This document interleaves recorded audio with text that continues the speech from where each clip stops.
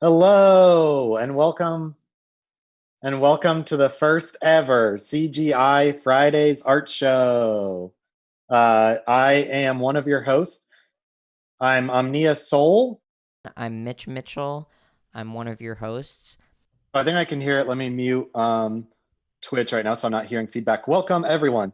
So as Mitch said, we're the hosts with the mosts.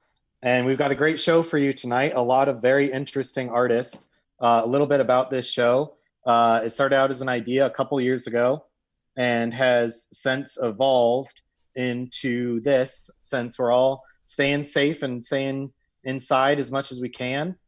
We've always wanted to have kind of a glitch art show. And if you don't know what glitch art is, you can Google it. But it's interesting. And so we've decided to go full digital. Yeah. Are we ready for the first person, you think, Mitch? Yeah, I think we're ready for the first person. I am the first person. You are the Um, first person. So without further ado, yep, here's the Mitch Mitchell project. It's we got a little video explaining the project, and yeah, let's hit it. What's up, freaks? Welcome to the Freak Zone. Freak Zone is an episodic poetry and glitch art webzine. I used to write poetry a lot, and considered it my primary art practice my entire childhood. Then, at some point after adolescence, I became very embarrassed by my own writing, and now I typically only share my writing in the form of tweets, comedy videos, and the occasional stand-up set. But I am not a strong man. I started writing poetry again during quarantine, and I was very worried about sharing it. I didn't want to post cringe. So I decided to share it in the most arduous way I could think of, by building a website from scratch. Not only have I not written poetry in years, but I have also not built a website in years. So if I'm going to post cringe, I want multiple hours of purposely shoddy workmanship to go into it each time. I was heavily inspired by the Yvette's Bridal Formal website, which no longer exists but is very well documented online. Here are the rules I developed for myself. Writing must be stream of conscious, very little editing is permitted. I am not really allowed to learn anything insane in terms of coding, and that means just like most things because I'm not very good at it, so no gods, no masters, no JavaScript. I didn't necessarily make a rule about only listening to black dresses while making it, but that's kind of what happened. The only rules for reading are have fun and be yourself. And I didn't mean to glitch the video, but that's just what happened when I screen recorded it. And, frankly, you just cannot buy synchronicity like that. You can't wish for it, it just happens. I decided not to show any of the poetry in this video because I'm self-conscious. So you should all go read on your own time at mitch.party. That's the URL, mitch.party.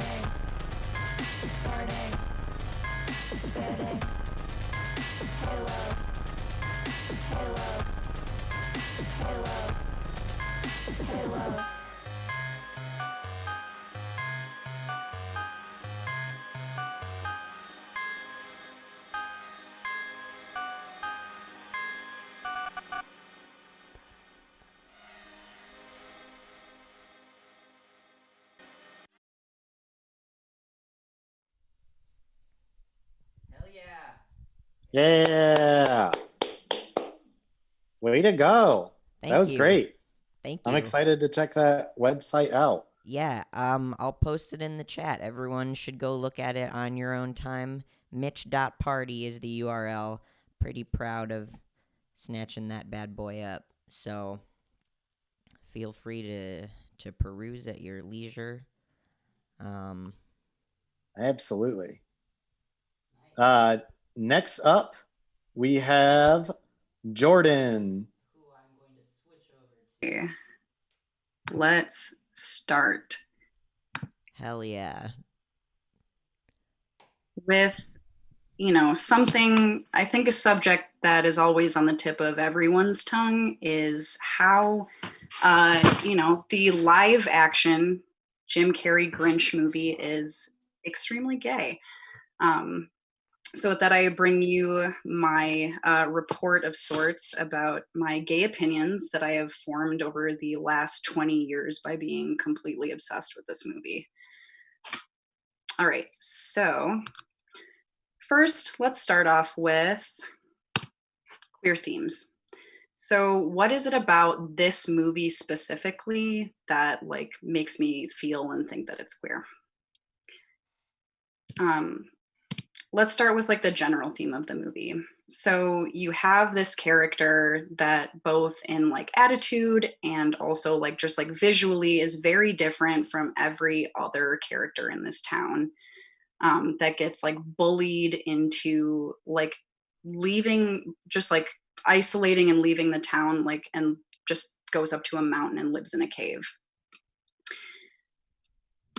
Next, just kind of an obvious, every single person in Whoville is in high drag the entire time with a full set of lashes on. If that isn't queer, then I don't know what is. Next, there's a reference. So there's something called the Book of Who that comes along in one particular scene in the book. In the movie, which is clearly a direct reference towards the Bible.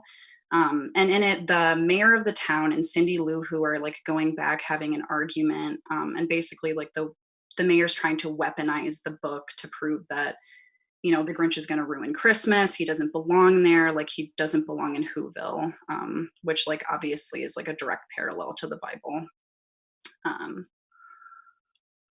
And then just the general way that the Grinch is talked about throughout the movie. For example, in one scene, he's referred to as a what instead of a who, an it rather than a person. So let's start out with everyone's favorite characters, the candy cane lesbians. All right, everyone, yes, here, give it up. Let's go. Okay, so what can I say about these girls? So you see them over the course of 2 days. Everyone in Whoville has somewhere from 3 to 5 outfit changes the whole time, and yet their outfits stay the same, which could only mean one of two things. So we've got one, they either are sentient candy, that is also lesbians, or they're candy cane lifestylers in Whoville's kink community, which I'm assuming is probably also Christmas themed year round. Next, we have everyone's least favorite character. Everyone at home, you should probably start booing for the Grinch's childhood bully and nemesis, Mayor Augustus Meryhew. Recall this bitch. Okay, so what can we say about Mayor Augustus Meryhew? Well, everyone hates him. Yes, everyone hates him. As a symbol, the mayor represents homophobia, bigotry, I would say definitely classism, toxic masculinity, and entitlement over queer lives and bodies. I would say one is that is shown the most between his relationship with him and Martha May. If y'all don't know the movie back and front like I do, she comes in a little bit later, you'll learn about her. I would also say that he represents a certain type of gaslighting that I think all queer people go through growing up. That's teaching us we don't exist, and there's not places for us, and that the things that we know and we feel inside aren't actually real. Something else that he represents is he's a chaser. He specifically wants the strap from Martha May. You can tell the entire movie, and he thinks that his power and his money is going to win her over, but spoiler alert, it doesn't. Thank God. So what happens to the mayor? What happens to this character? How does it develop? Well, right before the final scene of the big Christmas feast at the Grinch's lair, the Who's hurl him off the top of Mount Crumpet. Now, anybody who's seen the movie, I know what you're thinking. They don't show it or talk about it, but it did happen. Okay. Next, we have the mayor's nameless assistant. Just kidding. He actually does have a name, and it's Hubris. They just never mention it in the movie. Yeah, I had to look that up. So Hubris is in like a clearly like kind of old school feeling like DL relationship with Mayor Meryhew, who like treats him like shit. Doesn't deserve him. Hubris is clearly a service bottom, but that does not necessarily mean that the mayor is a top, and it definitely doesn't mean that he's a good one if he is at all. So then we come to like what, how did this character develop? What happened to Hubris? So before the mayor is hurled off of the top of the mountain, like I mentioned before, Hubris breaks things off with the mayor and asks Martha and the Grinch if he can live as human furniture in their dyke cave, such as like a lamp or a coffee table, and they lovingly accept. It's a very heartwarming part of the film, in my opinion. So next we have Martha May Whovier, the Grinch's love interest. Just gonna let y'all drink that in for a second. And okay, so what can we say about Martha? Drag queen, femme top. Am I gonna explain that? No, you're just gonna have to stick with me and see. So to me, the relationship between her and the Grinch like represents like a hidden queer desire, one that I personally can relate a lot to. She grows up under the thumb of an oppressive male gaze and desire, and like it isn't until the Grinch returns, so like that like freedom and desire like comes back, and she finally feels able to like express what she really wants, which is like this queer relationship with the Grinch. And then at the end, she actually U-hauls in with the Grinch, and they live in their big dyke cave at the top of Mount Crumpet. Next we have Cindy Lou Who's mother, Betty Lou Who.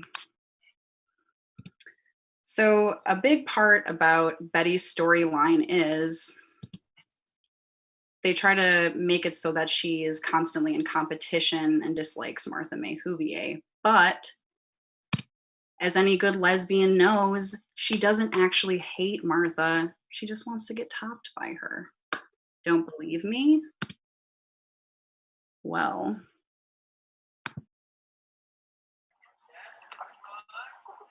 Alex isn't just a Taekwondo practice. expecting that. No practice. Going off house. Natural glitch of the ad. Try new YoPlay Starburst for big little wins. I made that whole ad last minute. Sorry. If it plays that ad again, I swear to God. Okay.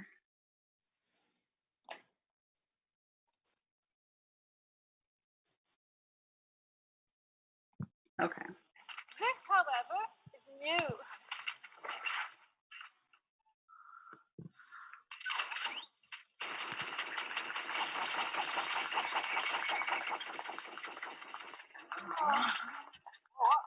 Got it, please.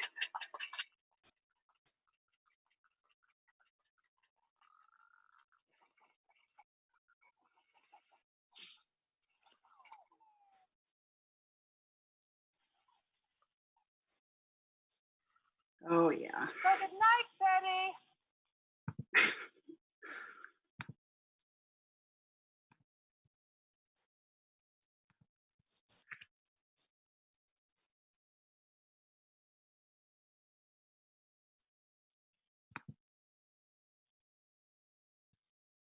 Okay. So, sorry, it's giving me a little bit of trouble. Anyway, we'll just go through like this. Anyway, so that scene fully made me gay. Probably one of the biggest reasons that I like love this movie so much. Very relatable, Betty. Anyway, next we have Cindy's father, Lulu. So as far as queer identity goes, your guess is as good as mine, even if you haven't even seen the movie.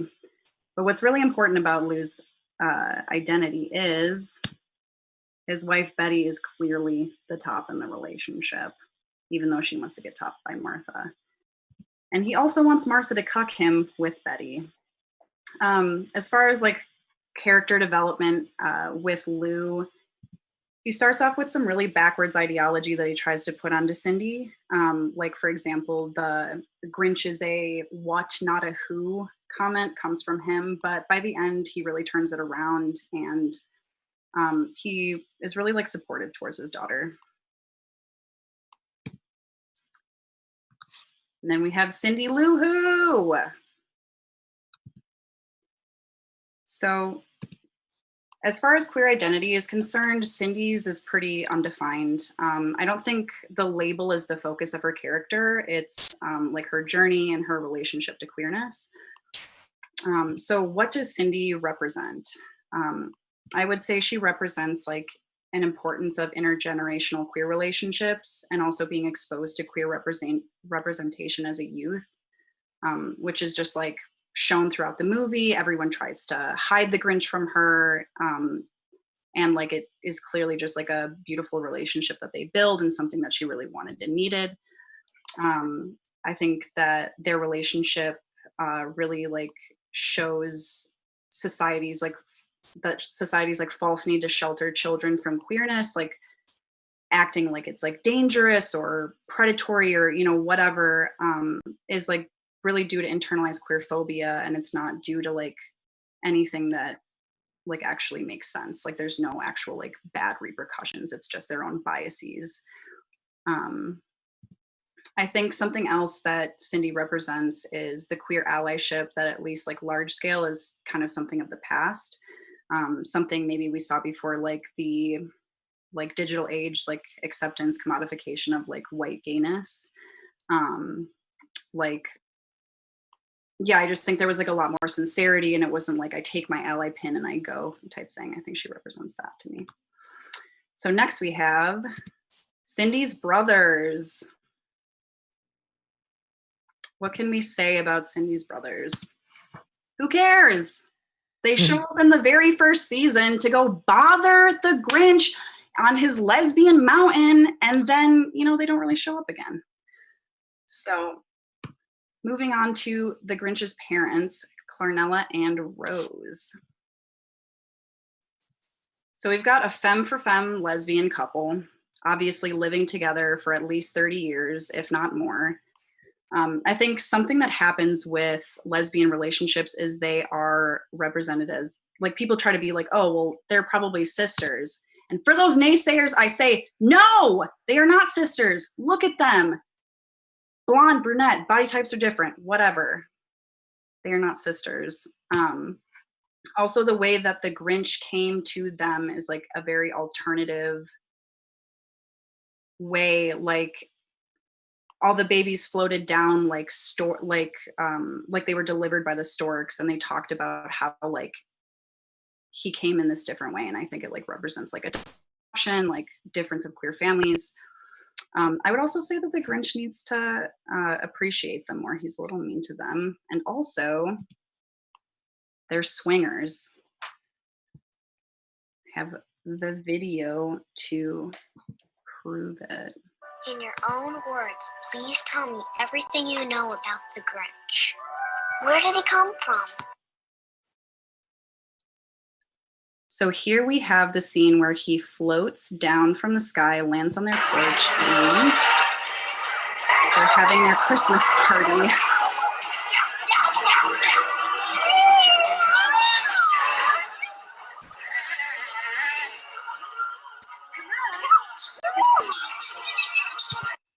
Okay.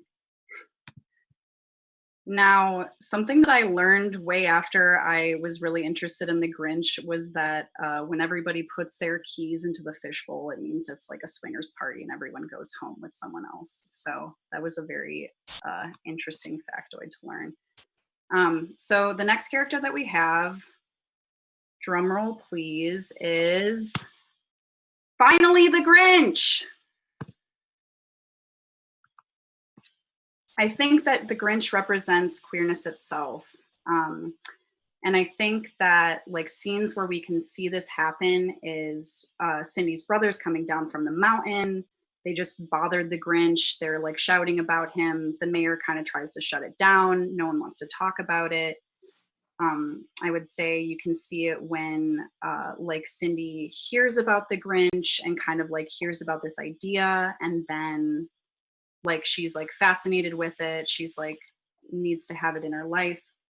I would say you could also see it in the Bible battle that I mentioned earlier, between like her and the mayor, like hashing it out, like whether it was like right or wrong. The Grinch himself is a trans mask icon of intersectional identity. I don't think you can ignore the fact that he's clearly like a queer person of color. I would say he's a he, him lesbian, a proud cross-dresser. Again, if you don't know the movie, you'll see it in there. And honestly, like a strong Cancer placement somewhere. I would say it's probably like his sun sign is Cancer, but if you want to like argue that it's Scorpio, you can go ahead.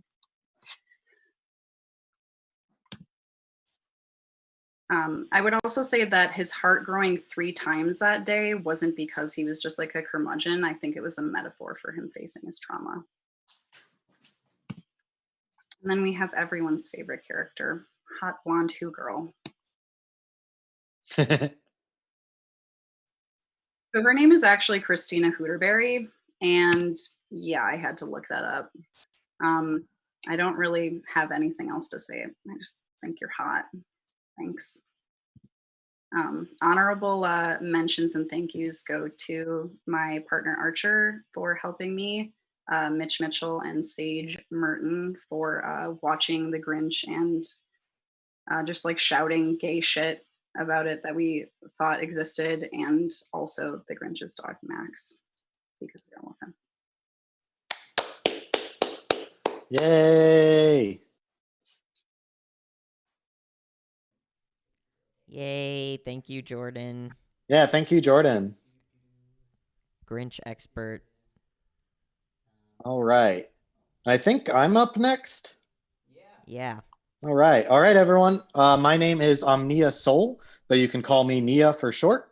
Okay, let's see. I'm going to share my screen briefly.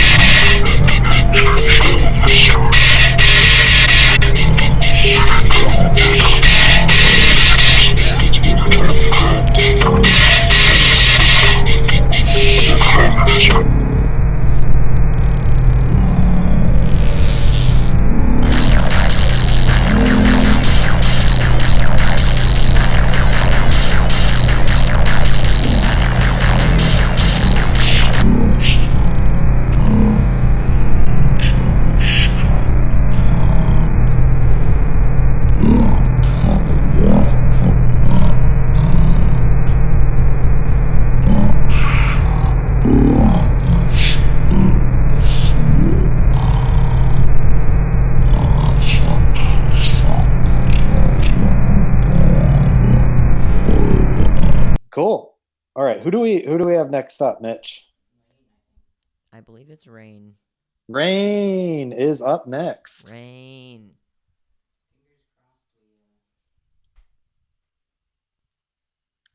Hey, can you hear me? Yes. Yes. Okay. Wait. I just have a video I made that I'm going to play. Cool. Hi, my name is Rainn, and I'm a digital artist who typically makes work about oppression, often specifically about what I've experienced as a queer person. This work I'm showing was originally meant to be experienced in person, but due to the nature of everything right now, I am showing it digitally. With that being said, I'll tell you some about what inspired me to create this work. I did not learn the words which described my queer experiences until long after I began having those experiences. I never knew what gay or bisexual meant until 6th grade, although I recall having crushes on people of the same sex as early as 5 years old. I did not learn about transgender and non-binary people until high school. I felt relief when I learned those words. I was not the only person in the world with those feelings. In this work, I am focusing on my relationship with gender and how the form of the body can be shown without gender being clear. In addition, some images in this body of work depict me interacting with my queer friends or them interacting with each other. The images attempt to show solidarity among queer folks. They include documentation of late-night conversations, protests, political organizing trips, and parties. These documents help me analyze my journey of creating a family with those who have similar experiences. The combination of images represents the queer experience, which includes a variety of emotions. That was beautiful, Rainn. Thank you so much. Yeah, that was fucking sick. Do you want to say anything about it that you didn't already say? I don't think I have anything else to say about it. Thank you. Yeah, you killed it. Yeah, so good. So Jen has to switch some tech stuff around while we figure this out. Just give us like 5 minutes.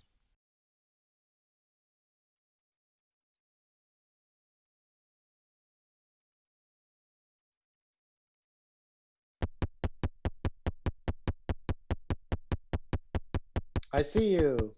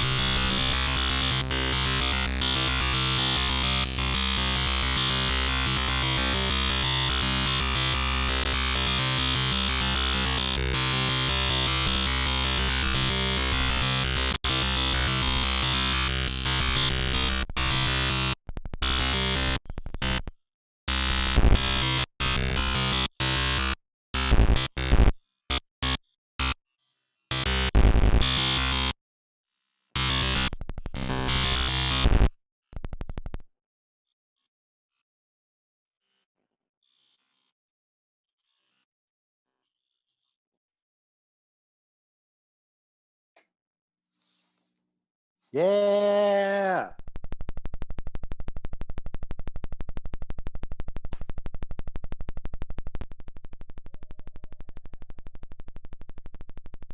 All right.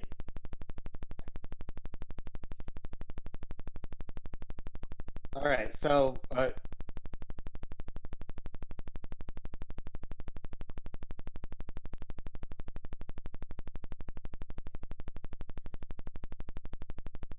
So we're going to take a intermission. Jen, you know how long what are we aiming for?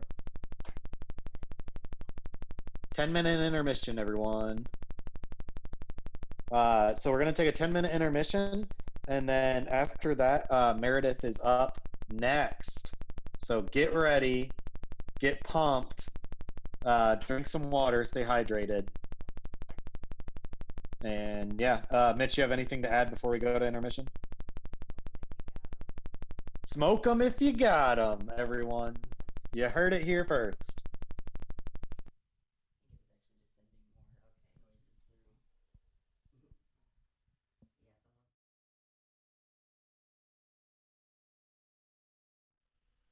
Welcome back from intermission.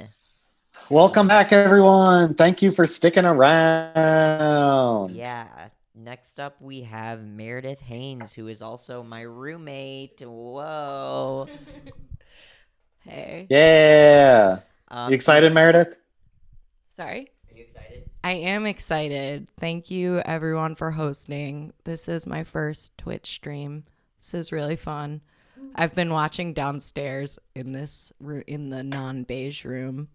Cool. Yeah, so we're going to play some of my videos that I made in school this past quarter. They are like super flashy and glitchy, just so everyone knows, like pretty intensely so. So if you're sensitive to that, just giving you an advanced heads up. Yeah, so I was really interested in like using art as a way to like process trauma. So I started making a lot of work in this basement that I was really scared of, and the more that I made work in it, the less afraid I got, and the more my anxiety decreased down there. So that's one of them. And the second one I made with my friend Aaron. He did the sound. And I made a jitter patch, and we just manipulated this video that we recorded a bunch. So I hope y'all enjoy it.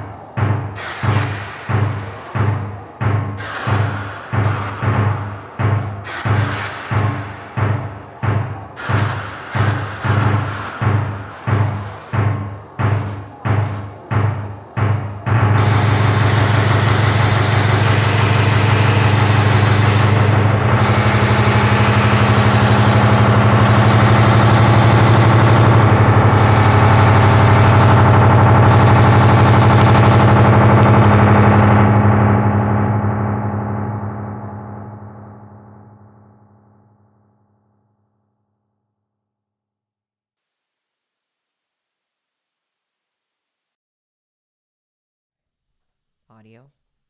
Yeah. Baby. Thank you, Meredith. That was amazing. That was awesome. Thank you, Meredith. Yeah. Yeah. Next up, we have Signal Decay is doing a musical noise performance. Yeah, give it up for Signal Decay.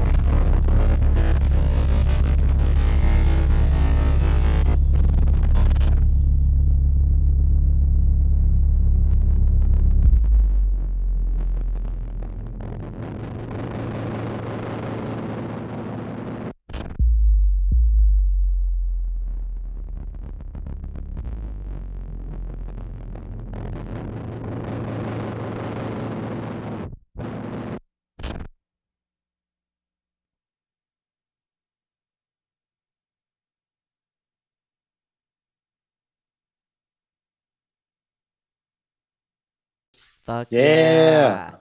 Holy shit, that was so good. I don't know. Hello. That was Hey. awesome. My video's still turned off. Well, no, I'm just kidding. Yeah, we're fixing. Here we go. Yeehaw! Yeehaw! That was awesome. That was sick. Let's give it up for Signal, Decay, and everyone who went before. Okay. We got up next, Devin. Is Devin next? Yo. Devin. Sweet. Can we? Do you want to talk? Should we show Devin's video? Hey, there we go. Okay. Hey. Devin. Cool. Can you hear me all right? Yes. Okay, Yes. cool. So do you want me to hijack the Twitch stream, or how did you want to go about that? Yeah. Sorry about that. Yeah, absolutely. Hi, I'm Devin. I'm with BTL Games. It's a couple of friends and I. I just wanted to plug that real fast. This project, Lucid Life, I actually built just by myself. I had a little bit of help with mixing my tracks for the game. Oh wait, did I even say it was a game? It's a video game. Hi. I had a little bit of help mixing the tracks for my friend C Jones, because they're absolutely amazing with sound, and I'm really not. But I did all the visuals, I did the story, kind of did the music, but it's trash. But anyway, yeah, it's about a digital afterlife and the process of going through it. And I think you'll dig it. So see if that switches over. Hey, here we go. Nice. Hey, there we go. Okay, I can see it now. All right. So like I said, This is Lucid Life. I can imagine you can hear me. I hardly use OBS, but I think it's working now. So let us begin.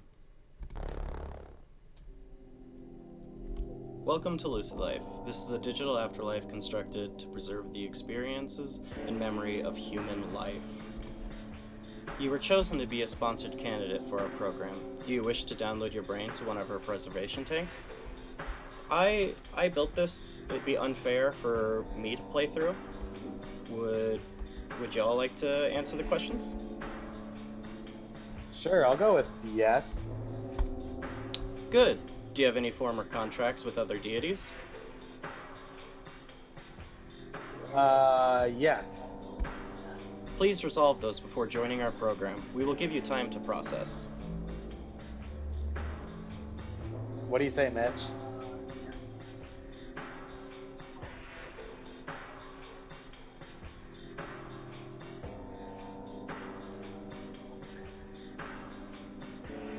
I guess to go with they are resolved, I'm not hearing anything from Mitch. All right. Yeah? All right.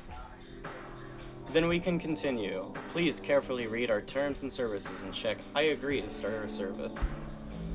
Research and innovation for social good, blah, blah, blah, blah. You know, whoever reads the terms and service. All right, I agree. Are you okay with the idea that just your personality and ideas transferred and not your consciousness? I agree. With current limitations, we can only create an AI avatar of your being. Sadly, you are still dead, but your essence lives on. That's poetic. Now, before we connect your avatar to the simulation, we have more information you must go over. Okay. Do you feel as though in your life you have committed what you would call a sin? Yes. Do you feel as though you left too much when you died? Yes. Do you worry about your family? Yes. Thoughts on reincarnation? Yes. Did you ever hurt anyone? Yeah, probably. Do you fear the passage of time? No. Are you excited to interact with past relatives that are within our system? Yes. Do you feel aimless? No. Are you the real you? Maybe? You gotta give me a yes or no. No. Did you fit in when you were alive? No. Did you feel as if you even needed to be there? No. No. Do you think you can make a difference in the waking world still? Yes. Uh-oh. Okay, there it goes. Your first step into lucid life is complete. Here's your hub. Your hub can be used to interact with the afterlife around you, personalize your appearance, and get updates on events. It appears you have collected debt from your past misdemeanors in the waking world. You can pay those off by mining data. Don't worry, it's easy and simple. Just click the button labeled Mine to discover 1 bit of data. Once you have paid off your debt, you can redeem Mine's data within the shop. You have been found to have illegal memories and or thoughts. Please agree to delete said memories and or thoughts.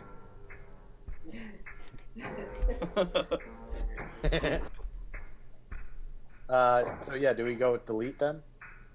Yeah. Okay. It appears you have memories of copywritten work by other authors. To be able to keep these memories, you will need to pay an additional $4,400. Oof. Yeah. I don't need them. Okay. Yeah, delete. All right, here we go. So, just to show it off that you are in debt, you can't do anything until you pay off your debt. All right, so let's start.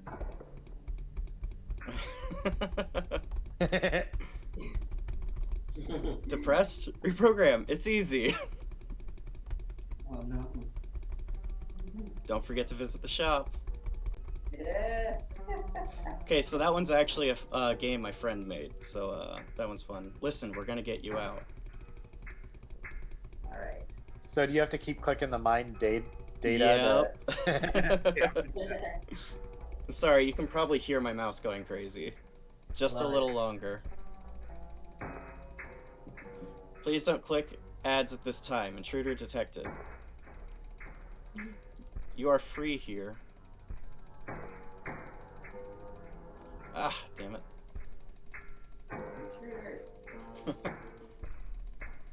We found you. Oh, shit.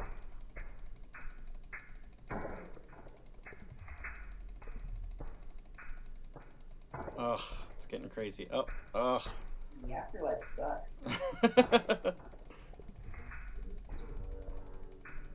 Oh, what's that? Alright. Oh, no. So we finally got a new option here. Do you want to fall into the void? Yes. Yeah. Okay. It's strange. You feel as if you've expanded to be 100 times larger than you were. All of your past is recognizable and easy to recall. Every detail, every millisecond. Your senses are bombarded with new information, new forms of light, new sounds, and even new smells come to you. The code holding your sensory system data starts to grow. You feel like a tree planting its roots as far... you're lighter. The memory of your body, while still there, doesn't feel like a loss, but rather a reminder of what it was to be human. You feel all of your emotions. They all swell and wane together in harmony. It makes you a little anxious, but you realize you're understanding and exploring all levels of emotional experiences. Your head buzzes as you feel new memories forming. You picture little cubes latching onto your brain, dissolving, and forming mass as they make contact. You're able to compartmentalize your thoughts and memories faster than you ever have before. It startles you at first, but you realize what's going on.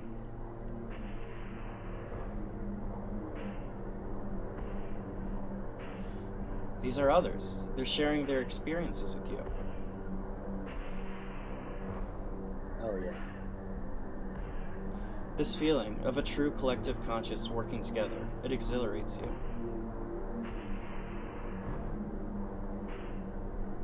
Your sense of sight starts to focus. After visualizing all of the vast data you're made of, you start to see a world outside of you.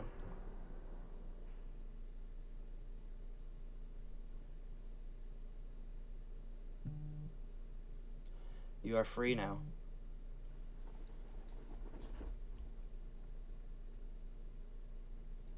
Whoa, this is what freedom feels like?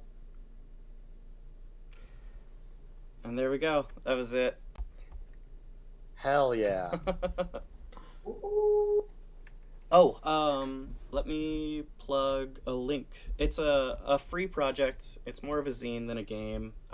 Still a little interactive, but here is a link into chat if anyone wants to download it. It would really mean a lot if people did. It gets me seen a little bit more. Yeah, that was it. Hell yeah. Thank you so To a much. speed run. I love it. So I think we're gonna switch right over to Tallulah Bankheist. Yeah, give it up, everyone. All right. Get ready. I will stop streaming then.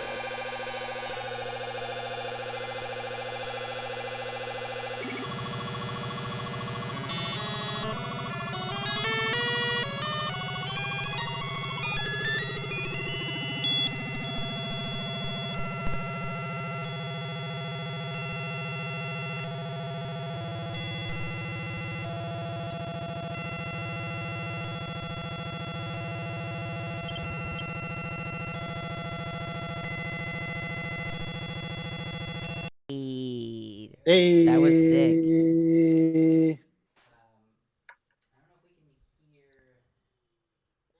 Oh, whoops. Hey. What up? Okay. That was so good. After Yeah. party. Did everybody have fun? I had so much fun.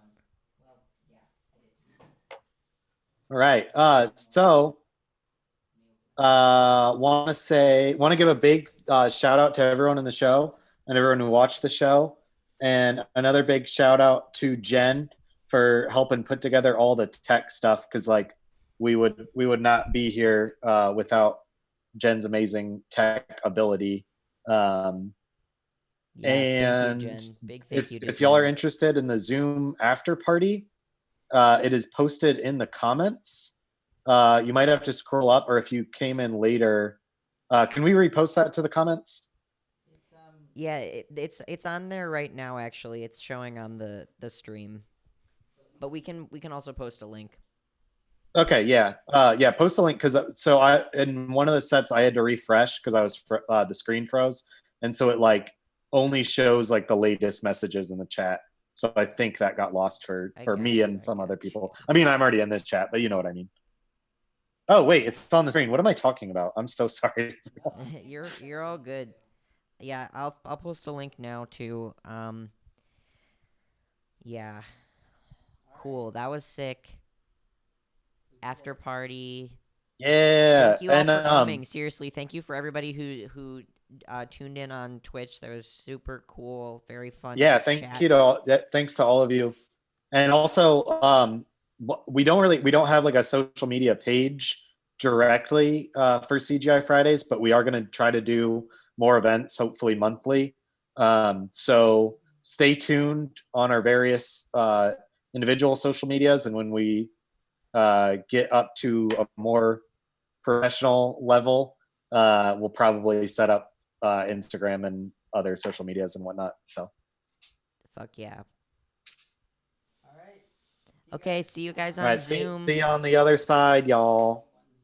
Bye.